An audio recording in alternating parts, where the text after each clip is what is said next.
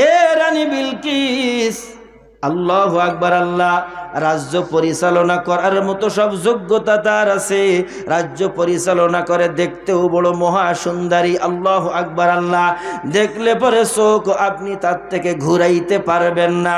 সুলাইমান নবীর বাজান আব্বা দাউদ নবীর বিবি ছিল বাজান 100, আর তাফসীরের কিতাবের মধ্যে লেখেন সুলাইমান নবীর বিবির সংখ্যা ছিল 1000।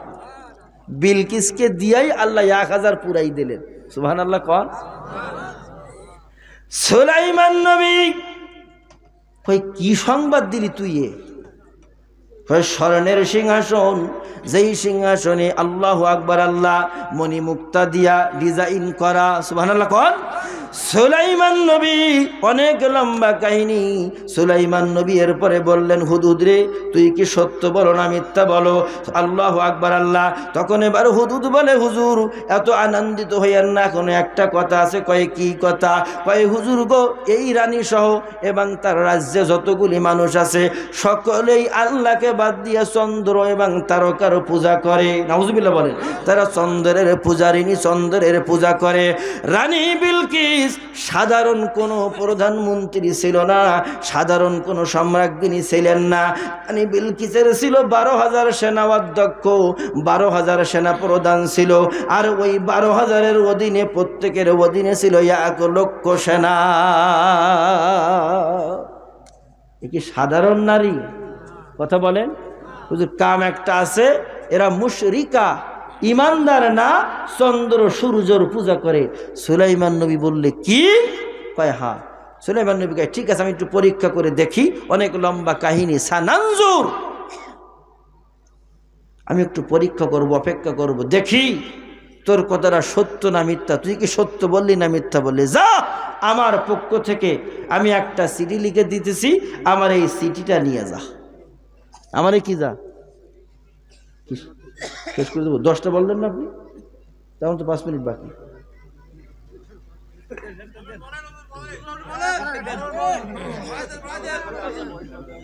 কষ্ট পাচ্ছেন? সুলাইমান নবী হুদহুদকে বলল, হুদহুদ ঠিক আছে, পরীক্ষা করে দেখি ঘটনা কি, সত্য না মিথ্যা। আমি তো নবী, যদি সে চন্দ্র সূর্যার পূজারিনী তারা হয় জাহান্নামে যাবে, তাদেরকে জাহান্নাম থেকে বাঁচানোর দায়িত্ব তো আমার নবী। তাদেরকে তাওহীদের দাওয়াত দিতে হবে, এক আল্লাহর দিকে আহ্বান করতে হবে।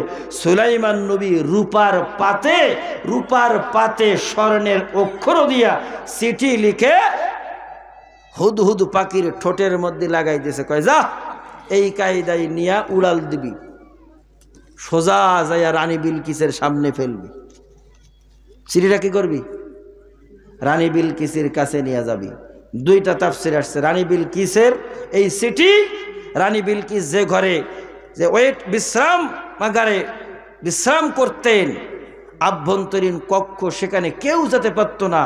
7টা দরওয়াজা, গেট অতিক্রম করার পরে একটা নিরবচ্ছন্ন সুরক্ষিত একটা বালাখানার মধ্যে রানী বিলকিস বিশ্রাম করতেন। জোহরের পরে বিশ্রামে আছে, একা একা ঘুমাই গেছে। এই সময় হুদহুদ পাখি ঠোঁটে করে সুলাইমান নবীর চিঠি নিয়ে উড়াল দিয়া যায়, দেখে 7 গেটে সব দরওয়াজা দেওয়া, ঢুকবে কোন জায়গার থেকে। কিন্তু আল্লাহর নবীর আদেশ নিয়ে গেছে, হুদহুদ ভেন্টিলেটর দিয়ে ঢুকে গেছে। সুবহানাল্লাহ বলে। সুলাইমান নবী বলল, চিঠিটা নিয়া বিলকিসের কাছে দিয়া একটু দূরে বসে থাকবি। প্রতিক্রিয়া কি হয়, আমার চিঠি পাওয়ার পরে রানী বিলকিস এবং তার পরিষদবর্গ, সভাসদগণ কি ধরনের মন্তব্য করে আমারে আসিয়া কবি। পাঠাই দেশে অনেক লম্বা কাহিনী।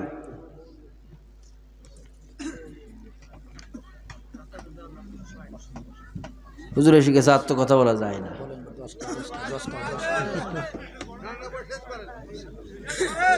যত সম্ভব না বাজান। প্রধান মেহমান আপনাদের অনেক আমার চেয়ে প্রিয়। আমি 4 বছর আগে আপনাদের মালতিয়ায় ওই যে কি চাইলের ইয়াস না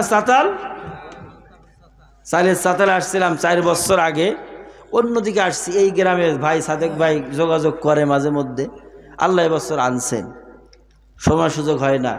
আমাকে বলেছিলেন দাওয়াত দেওয়ার সময় যে হুজুর আপনি সুলাইমান নবী এবং রানী বিলকিসের এই ওয়াজটা আপনি আমাদের শোনাবেন।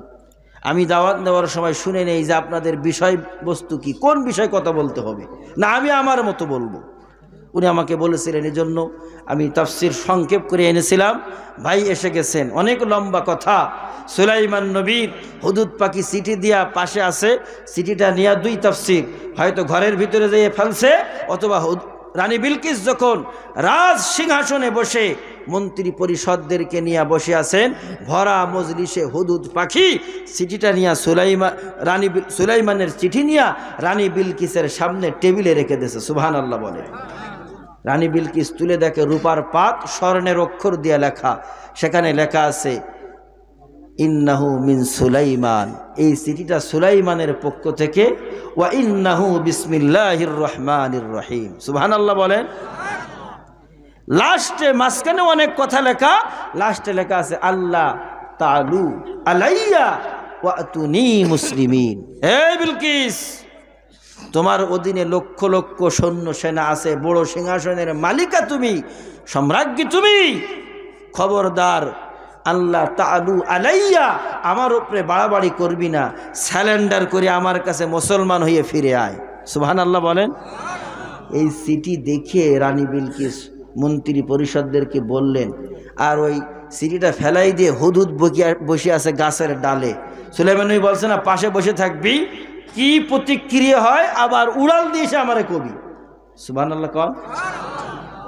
সুলাইমান নবীর চিঠি পেয়ে রানী বিলকিস বলল, এই মন্ত্রী পরিষদ ফতোয়া দাও, পরামর্শ দাও, কি করা যায়।